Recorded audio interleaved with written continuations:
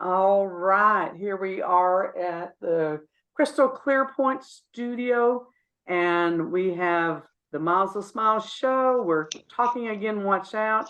And really today, watch out, because we've already had one argument before we even got started. So here we are today. And we are discussing one of my favorite subjects, and it's cuss words. Cuss words. Mother Ducker. Louis is popping in and out. I don't know what's going on with her. She's in Galveston. I guess I can't do more than one thing at a time. Is it the Wi-Fi at your hotel? I don't know. Okay, so she obviously did not plan this out well. Okay, so we're just gonna have to work around that. Crystal looks stunning today, so we're gonna let her say whatever she wants to, because she just looks so beautiful, and I'm in a foul fucking mood. Okay. Well, it is one of my absolute favorite word. Honestly, and I know this is crazy, but fuck really is my favorite curse word ever. And it actually, I never even uttered the word until I was in basic training in the United States Air Force back in 1987. And this tiny little drill instructor, her name was Sergeant Bongard. And we're sitting in the day room all together. She called us all. She wanted a powwow, if you will, get to know you kind of thing. And she basically passed out this handout. It was like the 21 different meanings for the word fuck. And so basically from that moment on, fuck became my favorite curse word. I can carry on our military money, hard at work, training our soldiers. I can carry on an entire conversation just with the word fuck. I'm like, fuck, fuck, fuck. Fuck. I can carry on the entire word. It's like, and you can carry on an entire conversation with that word. In fact, I try to keep an eye out for new variations on the word. And I was telling Deborah about one the other day. It's called fucktangular. And it just came up by this little like 7 or 8 year old wrote a paper, and his teacher posted it on Instagram or TikTok or something and said, "This is my new hero. I have faith in humanity from this point forward." And basically they were told to write this essay and this story about a difficult situation that they went in. And the word that this kid put in the report was fucktangular. It's a fucktangular situation. And basically it's supposed to be where a multitude of very horrible but very awesome things happen at one time, and the only way to describe them is just fucktangular, because it's all tangled up with fuck. Okay, I have to tell you, the first time you told me that word, immediately, and this tells you why I'm so odd, because my brain just goes off the deep end. I saw a penis with a hook in it. That's where I went. Look, it's got a little angle to it. Oh, hello. That's what I got. That's the visual I got, but it's a great word. I think we should start a show called that. Well, can you hear me? Yes. Oh, good. So how about dumb fuckery? Well, what about it? I see it every day of my life. Let's just keep the dumb fuckery to a minimum, okay? Well, I did a little bit of research. Not that I needed the practice. I think I'm an expert at cussing. but I wanted to get some different ideas and views and perspectives. And what you were talking about, Crystal, really kind of hits the nail on the head. Cussing is actually a way that society has evolved through the ages to work it's a way of getting our emotions out, not just anger, even though we see it more, it seems like when people are angry, but it's to get out all kinds of emotions so that we're not physically violent or overactive physically. So it's Yeah. a way of expressing ourselves, but still staying within personal boundaries and not offending and hurting people at the same time. And it's meant to express more than just anger. So it'd be like, oh, wow, ooh, fuck, that's cool, Yeah. and things like that. So it's to express all kinds of emotions. And it's just like any other word, the way Mhm. you deliver it changes the whole meaning. I agree with that. And I think I was reading something about offensiveness because, there are still people to this day that just take great offense when you use a curse word. In fact, there have been scientific studies recently that people who use curse words routinely tend to be more well adjusted and tend to be a little bit more cognizant of higher order thinking, if you will. But basically, where some words were extremely offensive back in the day, for instance, calling somebody a shit in Old Gaelic back in the 1500s, a shite or a shithead, basically, for modern day lexicon, it used to be quite offensive. You were calling somebody basically that their head was filled with shit, human excrement, and it used to be offensive. The word fuck used to be offensive. Nowadays, things are so ingrained in our public consciousness between television and movies and books, magazines and periodicals and the things that we have, that when somebody metaphorically uses the word fuck these days, it no longer evokes images of sexual gratification or intercourse, instead any more than, say, somebody. That's sad, though. That is so It is sad. sad, but it's kind of the equivalent of, say, like a 10-year-old child saying, oh my God, my mom will kill me if I find out. Your mom's not going to kill you. It doesn't conjure images of murder. You know what I mean? So somebody saying the word fuck, very seldom, unless it is literally put into the context of, hey, wanna fuck? You know what I mean? Then that it conjures that up. Otherwise, it's like, I stubbed my toe. Fuck! You know? you know, or you're a It fuck actually twat. helps you to heal faster. There are doctors that will actually tell you to yell and scream when you get hurt because that helps the body to release negative energy and it will create healing faster. So Mm-hmm. it's a good thing. It's a good thing. So it also makes sense that if it's about healing energy and my body will heal faster if I do that. If I'm Mm-hmm. emotionally hurt, it will heal faster as well if I do that. Yeah. So they go hand in hand. Yeah. I kind of at one point got interested in the etymology of certain curse words and, and so I kind of, like I said, I know some of the possible ones for shit and fuck and things like that. But I'm always interested in, like, because like there's the British version of fuck, which is feck, that we hear in things like Mrs. Brown's Boys and stuff like that. And we That's a see cute where, word though. That's and cute. we see where like sci-fi television shows have taken the word and changed it, for instance, in I believe in both Babylon 5 and as well as but I think it was more popular in the uh oh good Lord, sci-fi series Frack, Frack was like their version of fuck.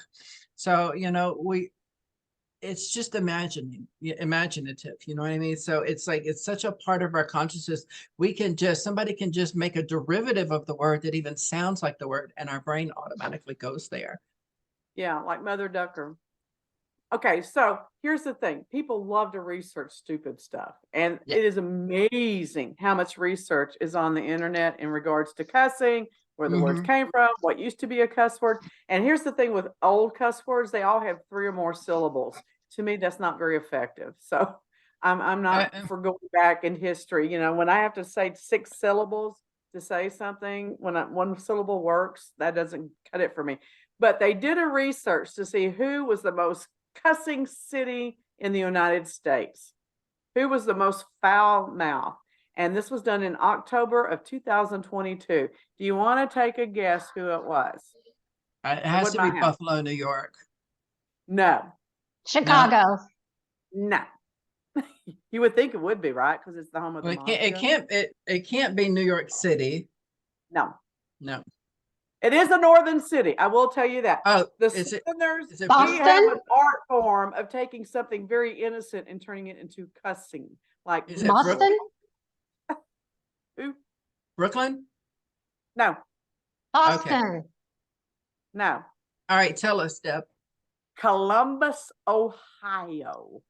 Oh, I believe that. I believe Why? that. Well, because I've actually, well, I think if it's Columbus is the winner, then Cincinnati probably has to be the second runner up. Because I used to go once a year when I lived in Buffalo. As part of, I used to participate in a charity network called the International Court System. And basically, you go and they have balls based off of old Spanish courts in Europe, and they raise money for charity. And every year, the one in Cincinnati used to be part of my around my birthday, usually in September. So I would take the weekend off, have a long weekend, and a group of us would go to that ball, if you will. And there was always people there from Columbus and all around the northeastern states and the West. And when I say people in Cincinnati, Ohio, love to cuss, they love to cuss as much or more than they love to shoot tequila and Southern Comfort. And that's a lot. Well, I Wow. was surprised. I mean, I couldn't figure out any reference point. Nothing about that made sense to me. And they didn't really explain it. It was just reporting the statistics and what they came up with, but it was Columbus, Ohio. And it was just done this past year. So, I have no reason to argue with it. So anyway, I'm a little I'd like to disappointed in you, talk to the Dallas. people. I'd like to talk to the people who formed that survey and how did they get the data for that discovery or that decision? Yeah, that Oh, would I be feel that way interesting. about anything. Yeah, any survey I read, I'm like, how do they know? It's just like that stupid survey that everybody's quoting, saying that if a man has a vasectomy, he's more likely to get prostate cancer. And they did do studies. And there was one study that came out and it didn't really show anything. And another study said, oh yeah, definitely. But they didn't report the percentage they found. The percentage they found was only 1.1%. Really? Mhm. So go get snipped and shut up, you know? Well, it's one of those things. But the thing about it is, though, that the prostate is, it's still there. Everything is still in there, and they can still ejaculate. It's not doing live sperm anymore coming out. It's Yeah. being reabsorbed, kind of thing. So Men yeah, can come up with the dumbest reasons not to do anything to their private parts other than ejaculate and pleasure themselves. well, Did I just say that? I did, didn't I? you And I did. Yes, you meant it. did. And I meant it. Yeah. Yeah, I did. Okay, you're both speechless. I guess we're done. No, Okay, we're no, no. done. I'm just sitting here Hey. thinking, one of my favorite movies is Sordid Lives. Have y'all ever seen that? What's it about? Well, it's about a small southern town in Texas. It stars a lot of really, really good celebrities. Olivia Newton-John was in it. Bonnie Bedelia was in it. The late, great Leslie Jordan was in it. And quite a few other Delta Burke was in the original movie. I saw that. I love that movie. Yes, was it Jeff Bridges, Bo Bridges, the older brother, the one that's short and dumpy.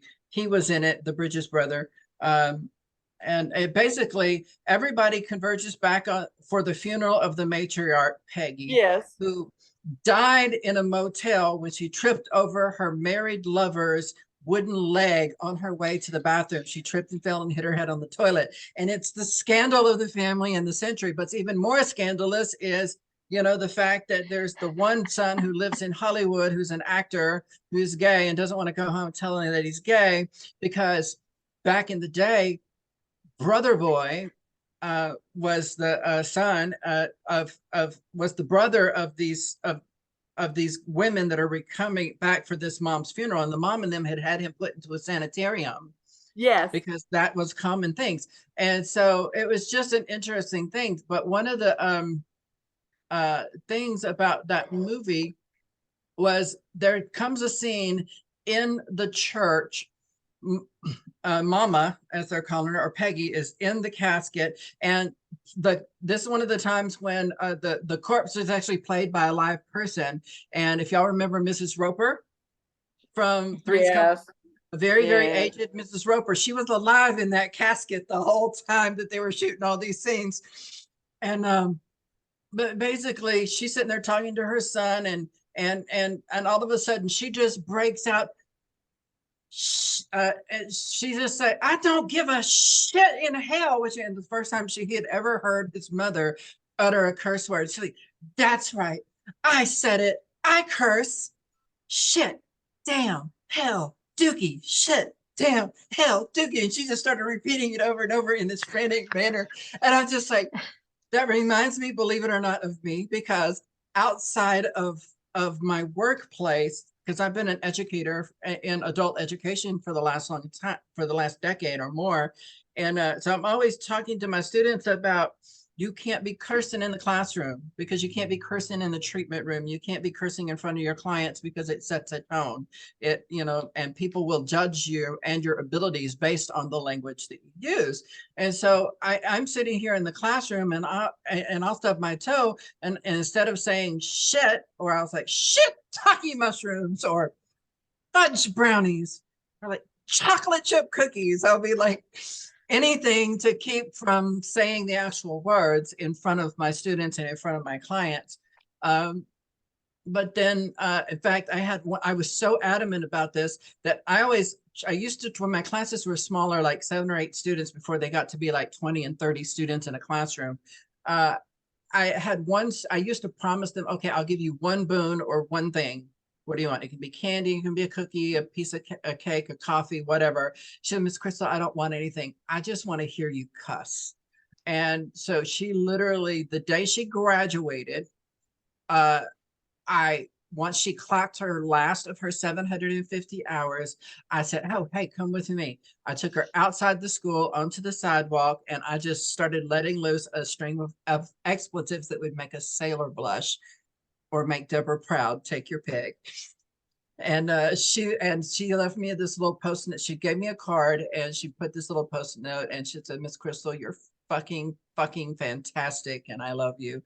Don't ever fight." It was basically this little post word with curse words on it, and I have it on my refrigerator to this day. So but it was You just bring up a really good point, though, Crystal. It's not about cussing or not cussing. It's about knowing how to communicate effectively with the people that you need to communicate with. So I have the opposite story from a teaching experience that you had.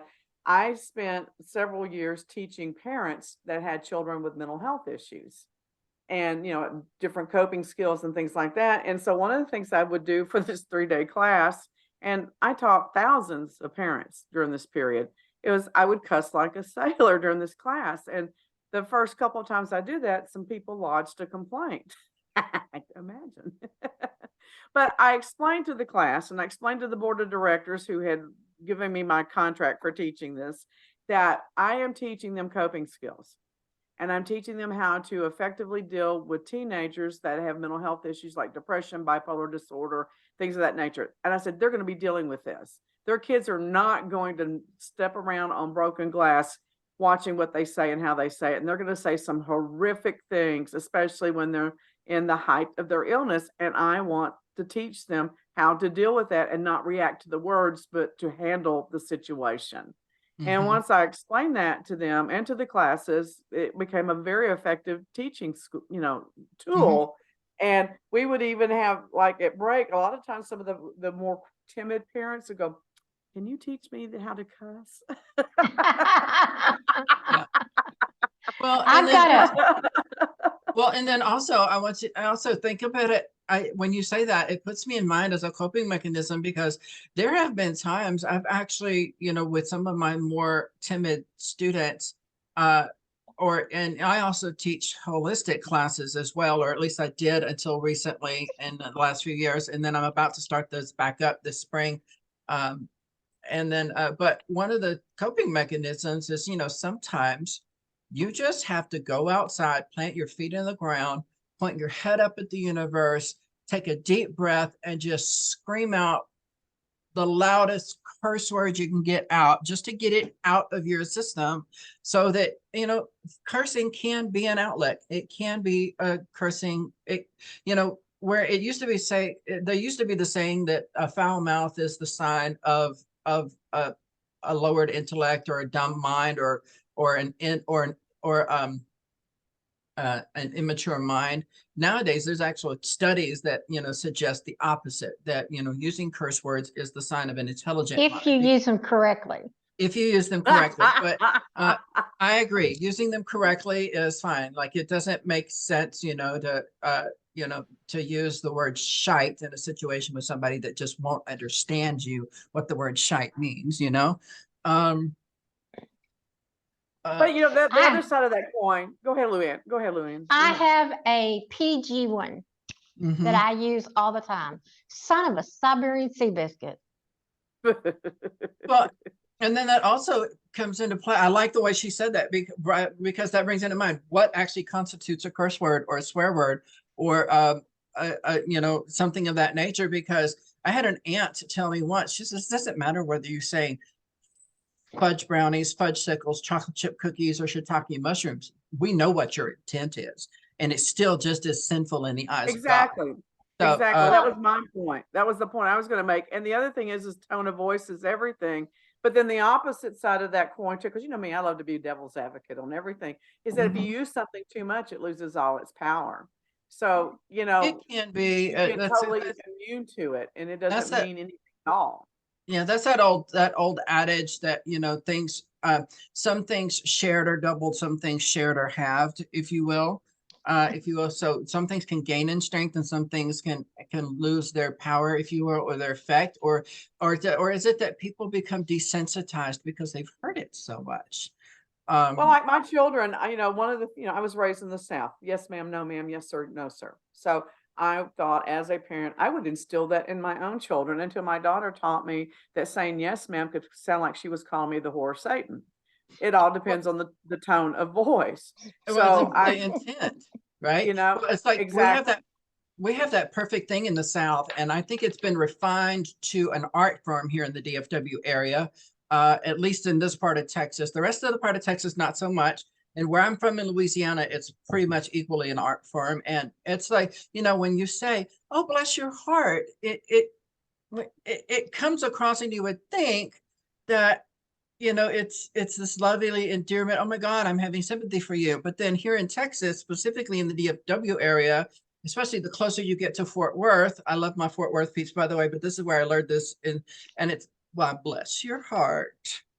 Yeah, It's just call it what it is. And Yes. to me, that's just passive aggressive crap.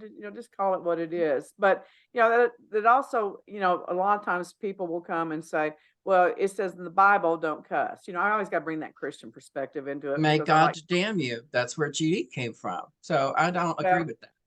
Well, wait a minute, but I got a point here. So, Okay.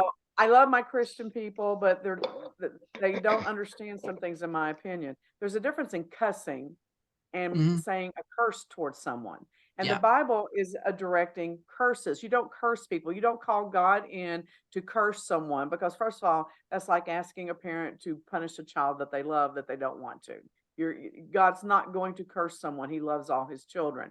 And so also swearing is another version of this, and it's like swearing an oath. And if you're swearing a negative oath, you're now, by the law of attraction, law of quantum physics, and any religious belief that has any meat to it at all, you're bringing in the negative into your own world by swearing a negative oath. So why would you do that to yourself and those around you? So there's cussing, there's curses, and there's swearing. And they're three different things. We're talking about using words to express emotions. That's what we're talking about. I'd like to know where because back in the old days, like I said, swearing was a very serious thing. You swore an oath, you swore a bond, you swore fealty, you know what I mean? So, and I would like to kind of figure out, did you come across anywhere in your research, Deborah, exactly when did the concept of swearing become synonymous with curse words or cursing or cussing, if you will? I did not, but I do know that from things that I have read in the past that there's a lot of things. First of all, swearing an oath came in because a lot of times people had nothing to give as collateral. Like, when we get a loan at a bank, or like when you get a bail bond, you will post a collateral which says, you know what, if I screw up, here's money that will remunerate you because I didn't do what I said I would do. In olden days, when you're dealing with the knight, even the knights didn't own possessions. So very Mhm. few people except the very, very wealthy had possessions. So the only way they could, guarantee what they were doing was to swear that. And, you'd even have a blood oath, meaning that they put their bloodline on the line with their oath. So that's where that swearing comes in. And it also comes in with the old cliche, you're only as good as your word. I was raised with that. I don't care who you are, how much money you have, you're only as good as your word, because it's about integrity and it's about knowing who you are and character. So at the same time, though, if you swear to do something and you don't do it, then the whole concept falls apart. And there is no basis that you can use as a collateral form or anything else, and chaos ensues. And if you go back and look at any rules that we have, regardless of how ridiculous they seem in this day and age, they all came about as a way of either controlling wealth or keeping chaos at bay. Those were the two reasons why they were brought into this world for the most part. So there you have it. I've done my job today. What else y'all want to do? Well, that was pretty much it. I thought that was pretty awesome. Good job, girls. Well, it's just I came up with that because in the operating room I was always saying son of a bitch. So I had to come up with something different. Because Yeah, because I hear that in that coma state, and it's going to get logged in there. Yeah. So I had to change that up. Well, let's talk about that word bitch for a minute. We know that in English words, a lot of times, it's used to refer to a female dog, and then later it was, and because of that connotation, it was used to as an insult towards women, right? Mm-hmm. And nowadays, I know there's this movement on amongst a lot of women to reclaim the power of the word bitch, and they've come up with a lot of different things for it. And it's like the rap song, "I'm a bitch, I'm a boss," kind of thing. So, when when women like try to claim that same space that men have claimed for so long in like corporate America, for instance, they're often referred to as a bitch, or they're bitchy, or they're overbearing. When really, if a man was doing or saying the exact same thing, you'd be like, oh, he's strong, he's powerful, he's commanding, Exactly. things like that. So I kind of like a lot of different people, a lot of different groups have tried to come up with words or meanings for the word bitch. And I like personally Tabitha Coffey's in interpretation of it, because she is if you're not familiar with her, she came to light on a television show called Shears a long time ago, about 10 or 12 years ago, maybe longer. And she got eliminated just before the finale, but she was known in that show for being a bitch. But she was such a monumental bitch that Bravo turned around and immediately gave her her own television show called Tabitha's Salon Takeover, right? And she literally would go into these salons and spas and take them over and be that bitch that she had been somewhere where, but it's speaking from a place of power and authority, got her the label of being a bitch, because she refused to accept less than the best from the people that she worked with, whether it was a competitor, whether it was like, she was such a bitch and so powerful and so demanding at one point, her entire staff in her salon walked down on her and she had to bring them back in. She had to replace them, but she's developed this reputation for knowledge and for strength when it comes to running a business in the beauty industry. So I'm going to share with you guys what her it's brave, intelligent, tenacious, creative, and honest. So a lot of what deemed from her was bitchiness was just her being brave enough to be honest and share the truth with people about what monumental fuckheads and fuck ups they were in their business, because, she's coming from a place where you know, she has a multi-million-dollar business. When she sold her salon, you know, in order to go and do this salon, she literally sold her salon for like $25 million. Like, that's how prosperous her salon was. So she obviously knows something about building a reputation and building a business. And clients literally had to wait 3 or 4 months to get an appointment with her. And so when I became an esthetician, I wanted my goal for success was I wanted clients to have to wait 3 months to get in to see me. And I thought, well, that'll be a sign, a measurable sign of success and progress. And 6 or 7 months into my tenure at the first spa, when I had a client said, I've been trying for 5 months to get in to see you. And this is the first appointment I've been able to get in to see you because you're always booked on the days and times that I want. And I said, well, I tried to tell you, my books are filling up fast. You need to get what you want. So I looked at that as a sign of success. So I consider myself brave, intelligent, tenacious, creative, and honest. So, But, but, here's the thing. What's gotta be a missing but. out of that scenario is kindness. Because I've seen some things like that in some other shows. And and that's true with men too, even though men don't get the same kind of rap that women do, Yeah. is that, think about very successful men and they all go, yeah, he's this, this, and this, but he's also a dick. Okay. So that's the male version of being a bitch. And you can be all those wonderful things and be successful and not be a dick or a bitch because they leave out the kindness part of that, And I agree so with you, but isn't it kind to be honest to people? Aren't we doing them a kindness when we're telling really, them ask the truth? anyone that's mad at me. Ask anyone that's mad at me that question, Crystal, and come back and report back because No, I but have no, a long here, laundry list of people that I do that get too, very in all honesty. frustrated. No, I have not, I'll be honest with you. I do too, but at the same time, and I'll say this, it might, it doesn't matter to me if you like me anymore. It doesn't matter to me if you love me anymore. No, it doesn't. It used to be. If you didn't like yeah, me or you didn't, or if I thought you didn't no, like me, I'm agreeing. it would destroy my whole concept of who I was as a human being. It really would. And then, when I became a teacher, it, you're not doing kids a kindness by lying to them. You No, have to be able to tell them what they need to work on to get better. And there's ways to say it and then there's ways not to say it. But at the same time, when I'm talking to somebody who's supposed to be a peer or an equal, I'm going to talk to you on the level where I'm at, where you should be at, if we're doing No, this. I understand that. And in fact, Yeah. I had a client that had bracelets printed up because my favorite phrase when I was really running my coaching business full time was like when they would say something stupid or they'd be lying to themselves, I'm like, I'm calling bullshit on that. Calling bullshit. Don't I waste agree. my And time, I've done that. I you agree with know? you. Uh, But but here's the deal. I never thought being a bitch was a bad thing. I don't When think I it was is either. and then when I got older, I didn't care. If that's what you think, that's your problem, because I've never measured my worth on other people's opinions Just have to because be I the was just best too that you ignorant. can be. Yeah, I just, I think I'm on the Mhm. spectrum or something. I just never Yeah. had a lot of the same experiences other Well, people have. I think this was driven home to me because I've had students who literally,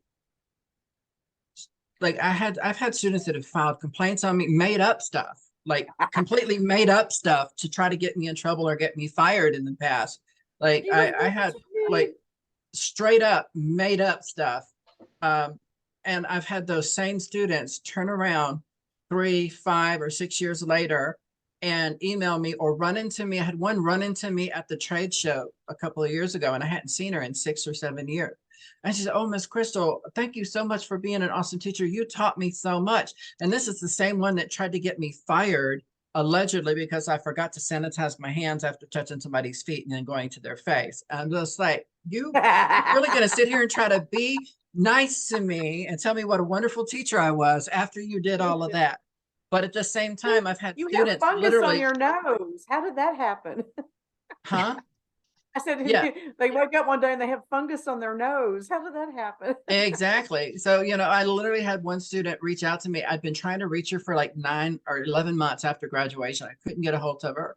And she's one of the ones that I thought had a lot of potential, but, she was consistently late. she would slump her feet when she went to do things. And, you know, I didn't know when she left if she liked me or hated me, but all I knew was she graduated. And I was trying to track her down to see if she had taken her test, you know, had gotten into the employment. You know, I try to follow up with students sometimes as much. I'll try to follow up to a year. And if I haven't heard back from you in a year, then I figure you're doing your own thing. It was about 11 months after she graduated. I finally got an email back from her. She's Miss Crystal. She says, I know I was one of your hard cases. I know I was tough on you in class. And as a result, you pushed me beyond what I needed to do. And I got lost after school. I didn't have a guiding hand anymore. My parents were like, you know, it's like a 19-year-old kid. My parents were like, okay, you're an adult now. You've got this degree. You've got to go do something with it. She was lost. And she says, and she says, I just want you to know, I didn't believe you went in school when you were telling me things about what the real world was like in this industry. But I want you to know now I'm grateful because you kept it real, you kept it 100, and you told me exactly what to expect, and you've been right every step of the way. And thanks to you, now I found my way. And she's had a job and held it down for the last few years at one of the most prestigious spas in the Houston area. So, Huh? you know, kudos to her. But sometimes you don't hear from these students for 5 years, and sometimes you have to be cruel to be kind, you know, and so I think Okay, we're sometimes not talking about BDSM this week. no, Okay, that I was know we're not. that was last week. Stay focused on So, the subject this week. Matt, quit being a little bitch. so somebody told me that the definition of what's the difference between a slut and a bitch? Ooh, what is it? Is Well, there a one? slut will have sex with anyone. A bitch has sex with everybody but you. I got a bitch story. I have a bitch story I have to tell you. So there was some stupid comedy routine that was out several years ago, and the key line was it was bitch please. Okay, and you had to say it just like that. Bitch please. And so I said that Bitch, all please. it was like a tick almost for me. Every time somebody said I go, bitch please. And so one day mom was like, I just hate that. Quit saying that. Okay. So that just made me do it more because I have that thing in me that if you tell me not to do it, I'm going to do it. Okay. So she had to go to the hospital to have a hip replacement. All right.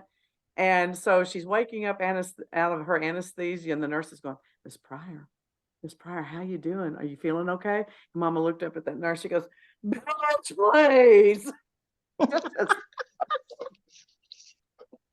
I like to fell out of my chair laughing so hard.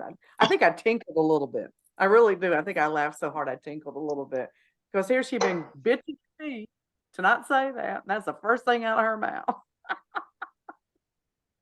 So You it's said in it us. one too many times and she picked it up. It's in us. It's in us to want to really say things that really powerhouse our ideas across and our emotions across. It's in us. It's a part of who we are. So, you know what? If I'm going to beat myself up for being inadequate, it's not because I cuss too much. But I did Mm. make a promise not to cuss in church. I did. So I have a quick question for you guys, getting back to curse words.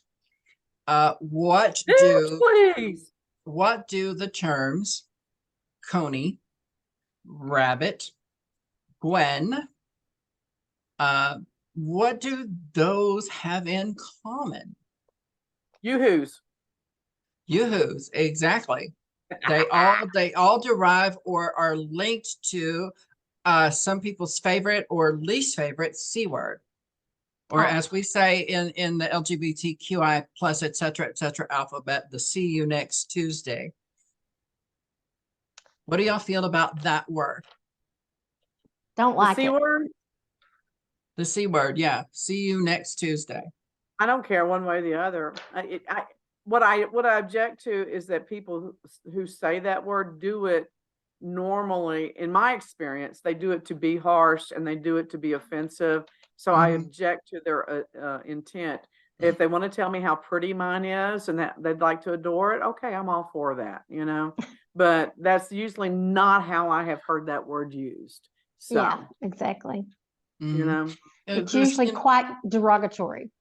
yeah. well, again, but it's something that actually started out as a medical word, you know, in its most popular form and uses back, you know, it started out as used in medical terminology to refer to female genitalia, you know, and I like that there's word. Say that again. female genitalia. I like Yeah, that word. another nickname for it or word that it was thought to have come from was the word Gwen, meaning woman. Oh, That I Which makes did I not thought sense. know was that. I thought That that was makes kind of cool. It also meant it's derivative of the words pie and hollow place. Okay, so that brings up a really good point. Yeah. There's all these words now. Okay, so okay, yes, I'm a boomer. Get over it. So there's all these new words out there that people come up with. Like when that song came out, my milkshake brings all the boys to the I was like, Uh-huh. what are they talking about? What does she mean her milkshake? What is that?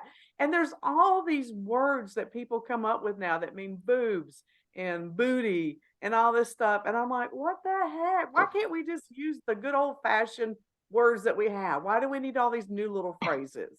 You know? Well, it's because with each successive generation, they want to define themselves from the ones before. I mean, let's put it this way. There's just good old fashioned blowjob, okay?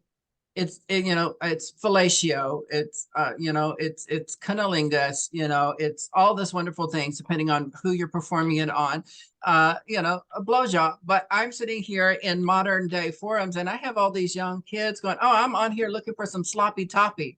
I'm like, what the fuck is a sloppy toppy? Oh, it's you know, getting a blowjob. I'm like, then why don't you just say fucking blowjob?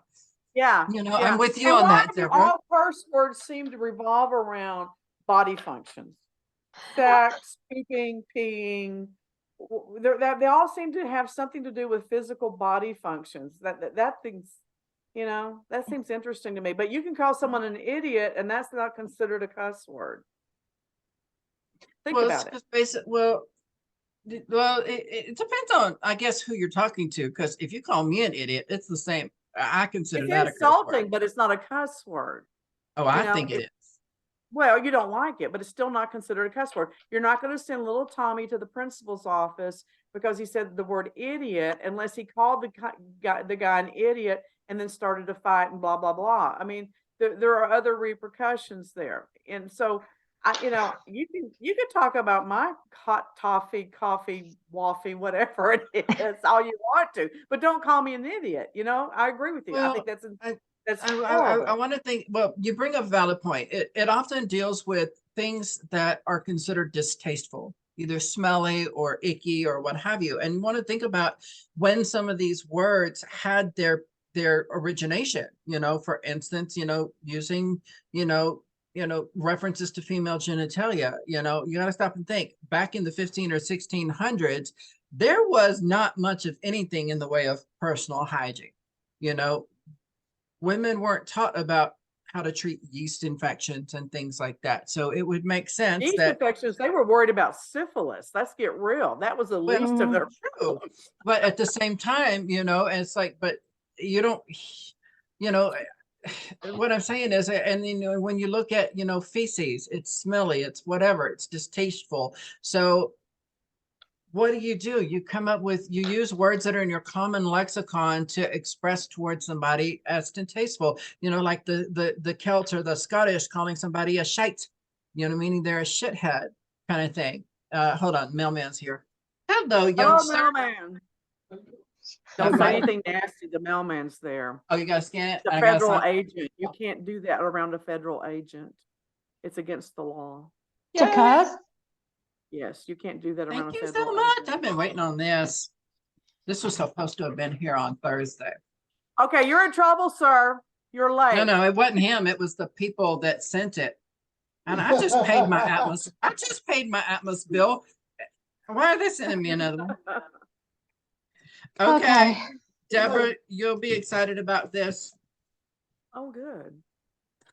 This has nothing to do with curse words, however, But I'm going to but be I think you'll excited. be excited about it. Where's the thing? How do I get this back in there? Okay, what does she mean by thing? Was that a cuss word? Was she talking about a thing or a Sure, we'll go with that. I can't wait. What the hell are you doing? She doesn't know. She's Well, making us wait. Look at all Oh. of these beautiful colors. oh, look at all the lipsticks. Cool. Beautiful. Beautiful. Wow. Yep. Cardboard pre-packs, shelf displays. Cool. And I also got the coordinating mechanical lip pencils. Okay, you're having too much fun, and I'm going to go to the beach. All right. So does anybody have any closing thoughts about cussing? I'm going to keep doing it. I don't do it as much as I used to, though. And I don't know why. Well, I do know my children think I cuss more now than I've been around my friends. So in other words, you're blaming Deborah. Not just Deborah, but Jenny and Elizabeth and my kids are like, when you're around your friends, Mom, you cuss more. Okay, I got 2 words for you. Bitch, please. Don't be throwing me under the bus. So I will say this. On my other show that we were doing during COVID, the co-host there had a lot of problems with my cussing. But I did it much more on that show than I do this one. All right, so I've had all the fun I can take today. all right, tell them Now- where to find you besides Galveston. herbal-lou.com or herballou1105@gmail.com. Okay. And Crystal, tell them where to find Baruti. www.barutispa.com or Baruti Spa on Facebook or Baruti_spa on Instagram. And coming soon, TikTok. So anyway, this is Miles of Smiles, and I also have Investigative Solutions Group. Miles of Smiles is an entertainment company that supports this podcast. Why, we don't know sometimes. I'm not sure if we're entertaining or not. But we're at Baruti Spa once a month doing readings and showing off some of our interactive entertainment. And for the next couple of months, we're going to be doing handwriting analysis and lip print readings, which is why Crystal was so excited about the lipsticks that we got. So Only if it doesn't storm. oh, you missed that conversation because you were late. We were so mad, so mad about them canceling because there was no storm. But it is what it is. At least they're concerned about the well-being of our citizens. Well, Okay. yeah, it was the Emergency Preparedness Office is the ones that recommended that they cancel the event 2 months in a row. But now I think for me, what I'm frustrated about is that, and I was looking forward to this as a marketing event for my business, which is why I pay the money that I pay every year to be a part of this downtown business association and stuff. So, yeah, so I was a little put out. I'm not gonna lie. Well, are they gonna put you back in the rotation, or do you get to be that next month? I do not get to be that next month. So they're still going to find some way to raffle off the gift certificate that they purchased, allegedly. So we'll see how that goes. She's so Allegedly. I know. It sounds like we're on a police show. Allegedly. The display. That's cute. All right. So we will see you guys next week. Somebody send me a description so I can post all this. Tell everybody Bye. Bye. Fuck Bye. off. See you next Tuesday. Or Bye. Monday. Yes. Bye.